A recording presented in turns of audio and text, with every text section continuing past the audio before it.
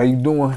Word up, this is Patriotic Klown Face, aka Jack Stice, the angel of global peace, unity, love.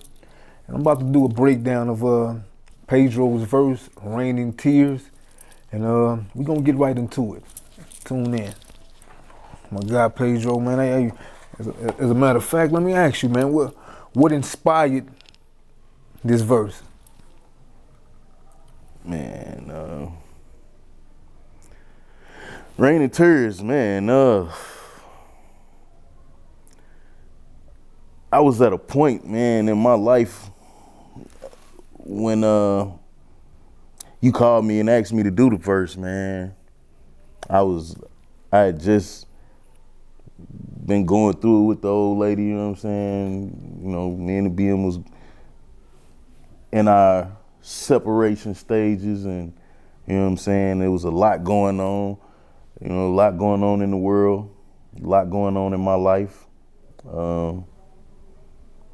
Actually, the Fat Mac had just came and helped me move all my stuff to my brother's crib. I was sleeping on the couch.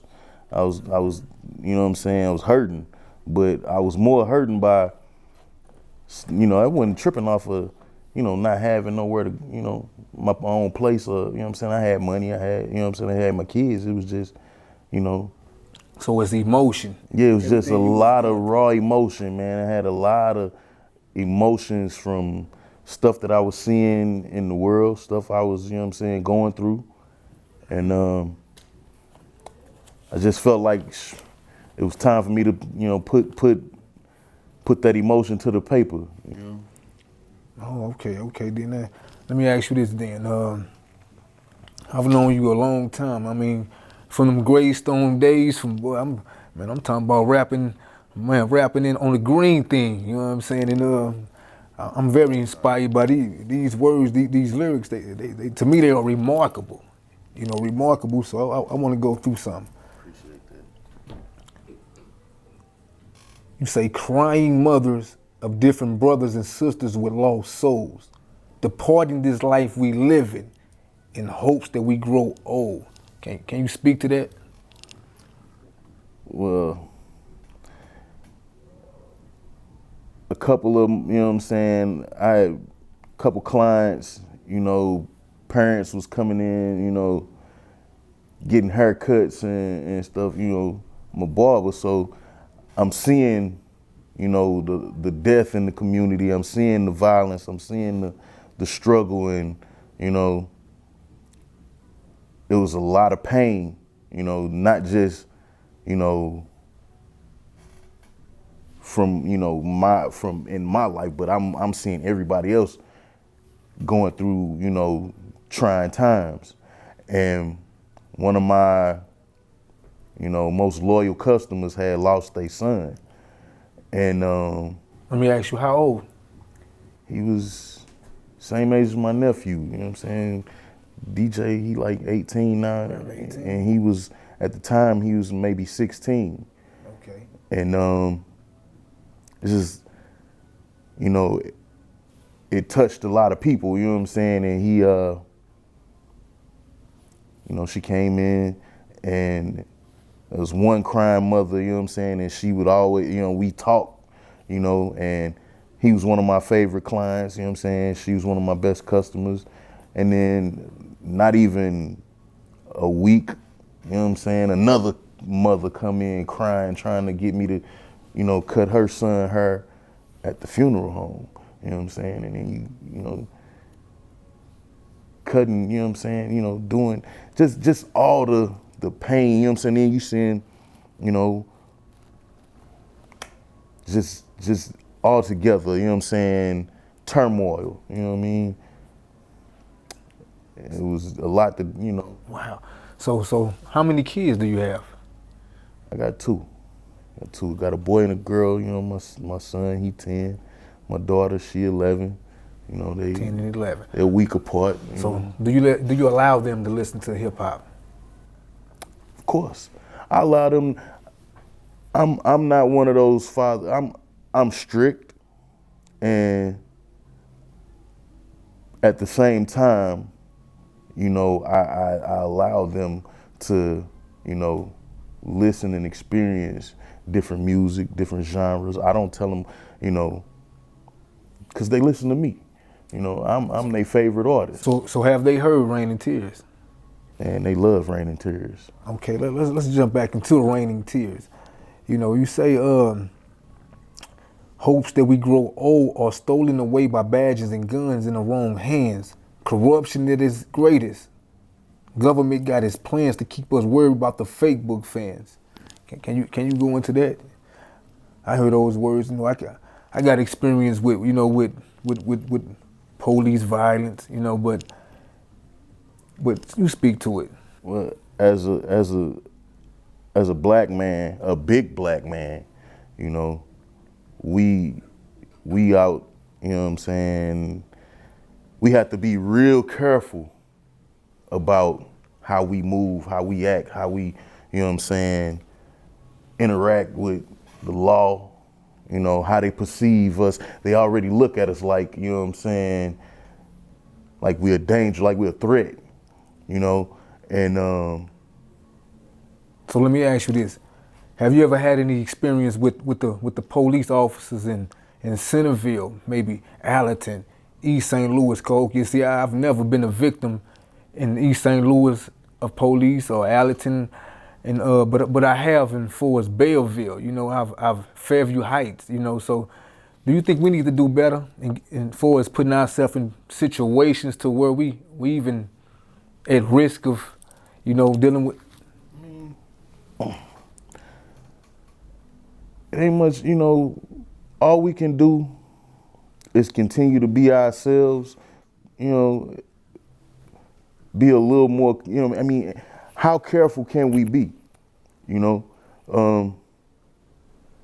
I tell my son every day, you know, and he only 10, and it's hard to tell your son not to live his life and not to have fun and not to enjoy life when, you know, because you got to worry about whether this cop or whether this person had a bad day at home or if he just want to be a dickhead.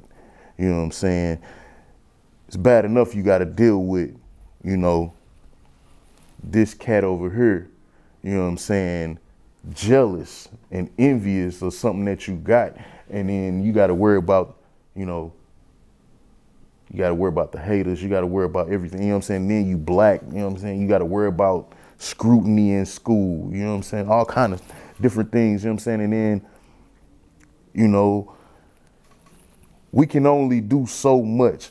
I mean, just as far as being aware, that's the only thing we can do is just let the kids know, you know what I'm saying, that, you know, we have to be careful. We got to be aware. We know that everybody has, you know, problems. Everybody go through things, but don't let what you going through and don't let what's going on in your world be somebody else's problem.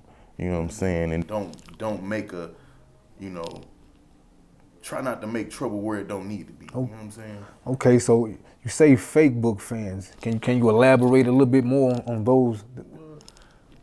You know, there's a lot of clout chasing.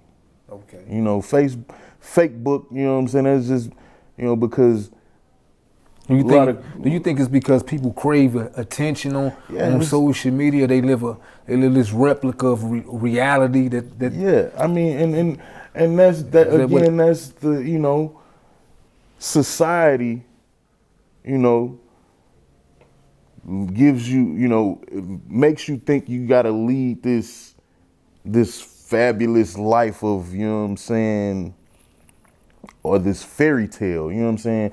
Like, a lot of these people that's on Facebook doing the stuff that they're posting the posts that they put up, you know what I'm saying, and showing the life that that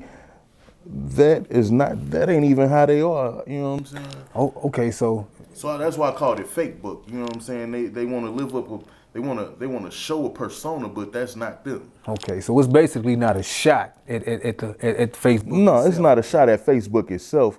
It's just, you know,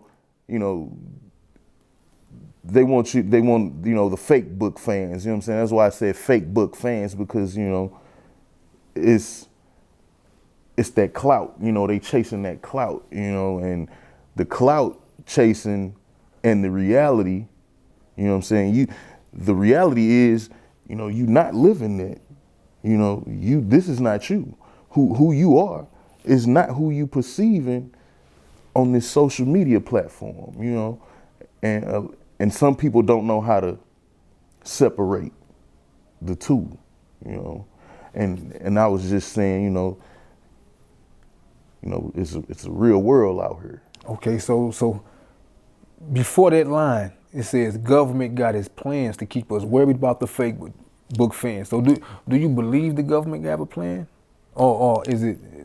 Can you speak to that? I believe that, you know, the government do have, you know, it does have its plans, and it's, you know, I feel the government